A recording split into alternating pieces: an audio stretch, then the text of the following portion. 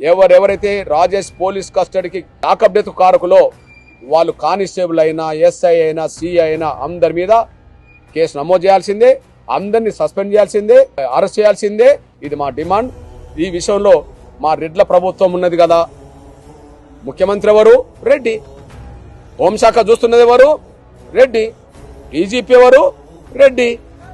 Post mortem చేసింది ఎవరు? Reddy. Video తీసింది ఎవరు? రెడ్డి. ప్రధాన కారకుడు ఎవరు? ఎస్ఐ రెడ్డి.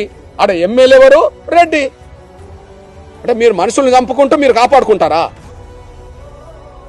మీరు మనుషుల్ని చంపి అధికారం ఉన్నదని చెప్పి వ్యవస్థ అంతా మీ చేతులని చెప్పి మిమ్మల్ని మీరు కాపాడుకుంటారా?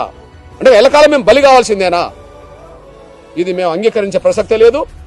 ఈ విషయం తెలంగాణలో కాంగ్రెస్ పార్టీ, కాంగ్రెస్ ప్రభుత్వం దీని మీద సరైన విధంగా స్పందించి అందరి మీద చర్య తీసుకోకపోతే రాజకీయ మూల్యం చెల్లించే రోజు ఈ విషయంలో వస్తుందనే విషయం కూడా నేను రేవంత్ రెడ్డి సర్కార్కు గుర్తు చేస్తున్నా, హెచ్చరిస్తున్నా.